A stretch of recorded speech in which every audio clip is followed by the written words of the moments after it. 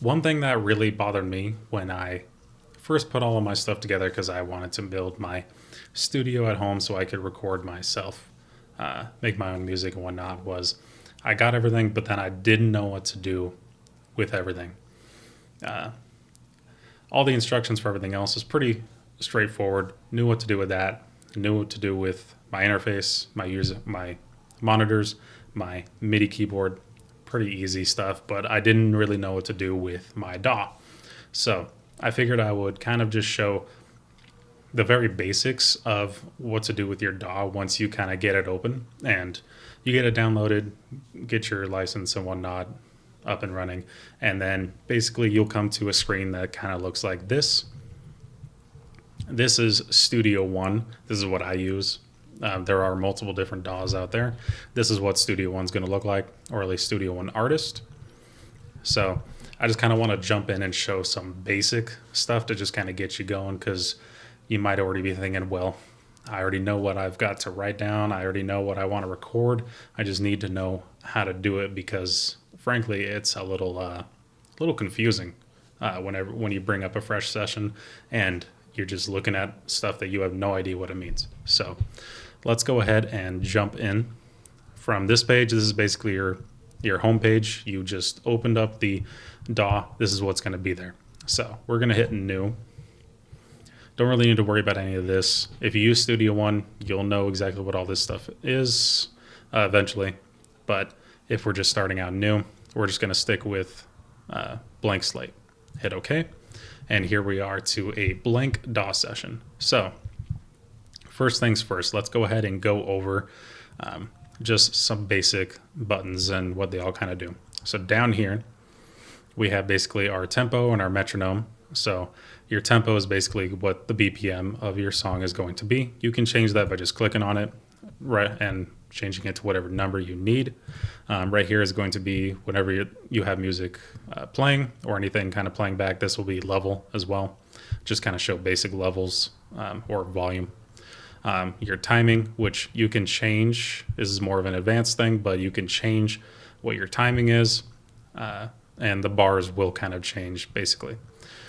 Your metronome right here. So you can click this button on and off. That'll turn the metronome on and off. So whenever you are recording with it on, obviously there will be the click. If you have it off, there will be no click. Right here is basically going to be your pause, play, and record.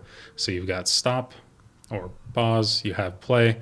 This is going to be your record button. This is what's actually going to be recording you when you are playing. And this is a looper function. Basically, you can highlight a certain part of whatever it is that you're writing, and you can turn on the looper, and it'll play it on a loop.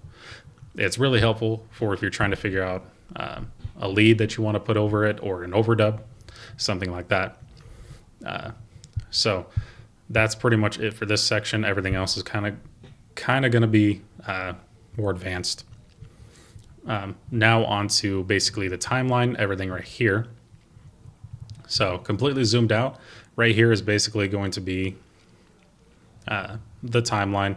This is where everything's going to record at. But as you can see, you can zoom in and out to different areas by using the scroll wheel on your mouse.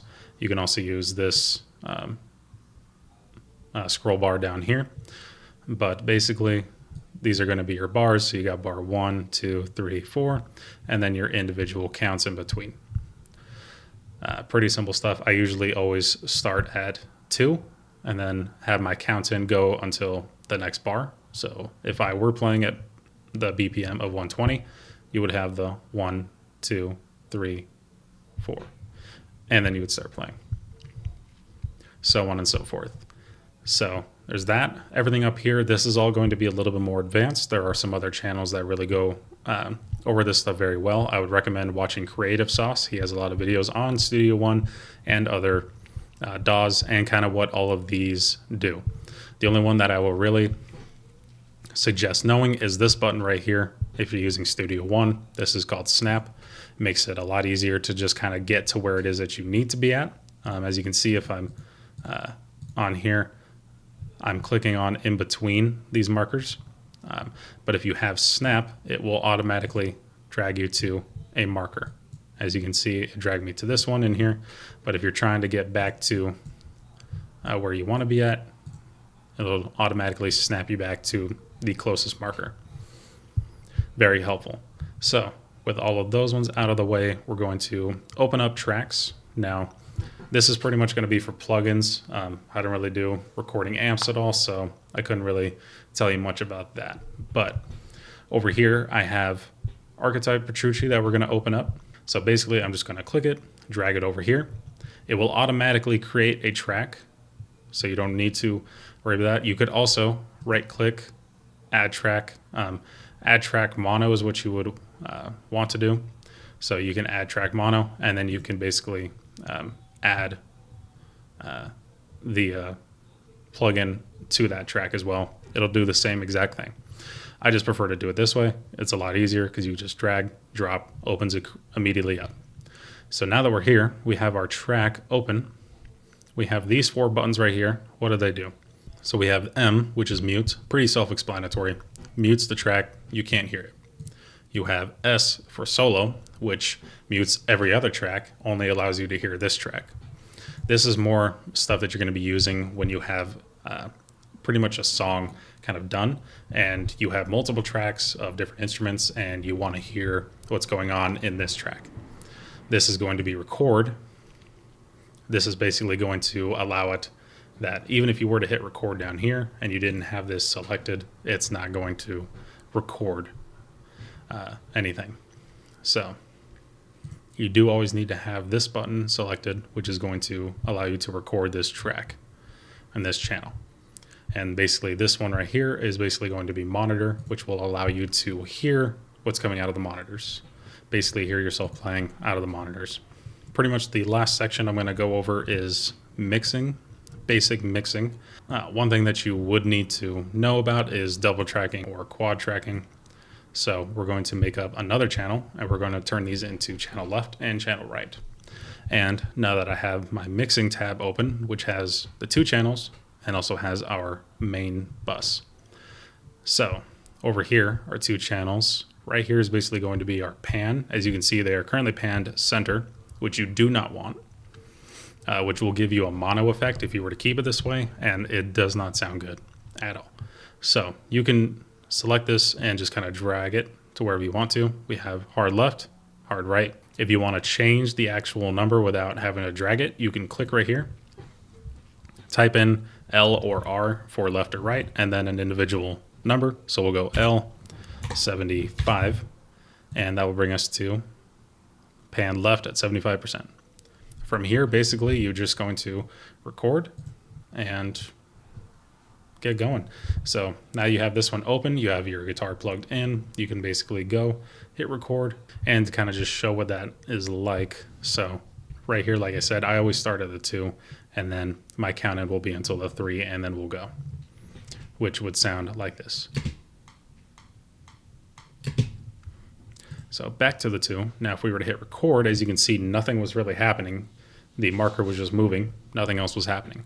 If we hit record though,